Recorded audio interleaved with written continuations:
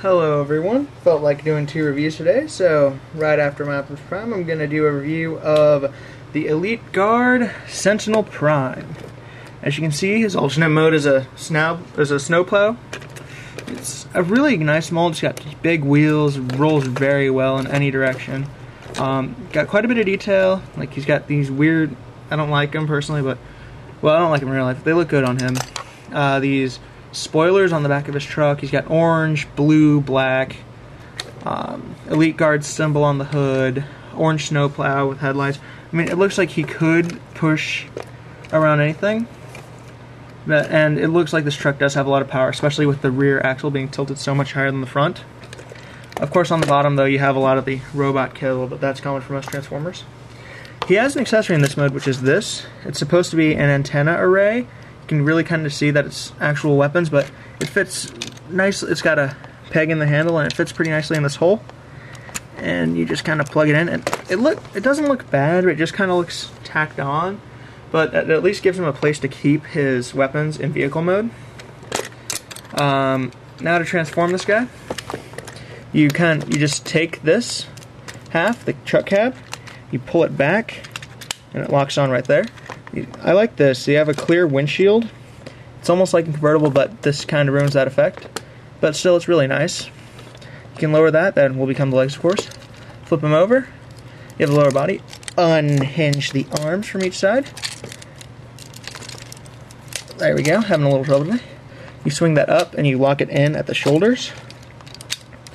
You rotate the hands down. You got these huge, chunky robot arms.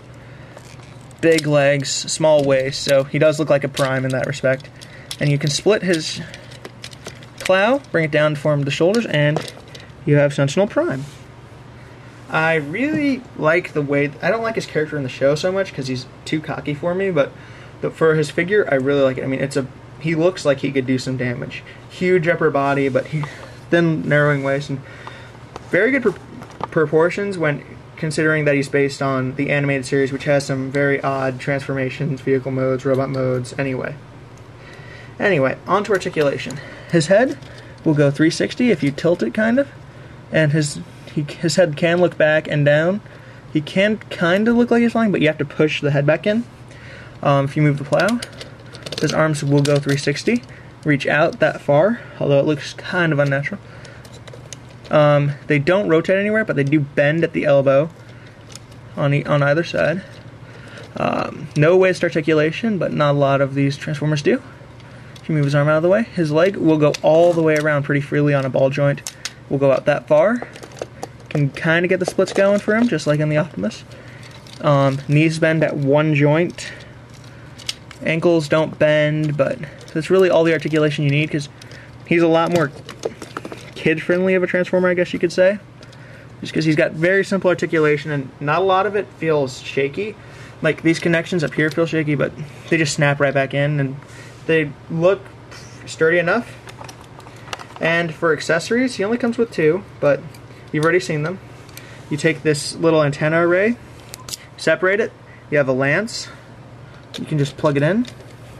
Looks kind of like a lightsaber. I mean, energy lance sword thing. And you have his shield, which can plug in right there. Very nice detailing on the shield. I mean, you can put it in the front so it's more like a duelist, or what I like to do is after you take it out, and this is more show accurate, plug it into the side, and it looks like it's popping out of his arm, and these spikes would do some damage, like he'll just kind of punch into a Decepticon and just kind of take him out. The Elite Guard symbol on his chest. This looks like the front of the hood, even though it's still up there. But still, I mean, I like him. He's a really good figure, really fun to play with.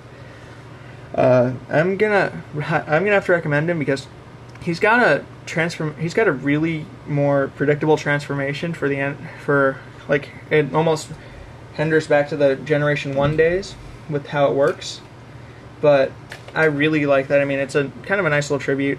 It reminds me, at first I thought it was supposed to be Ultra Magnus, but then they came out with that figure. But as he's designed, I really like it.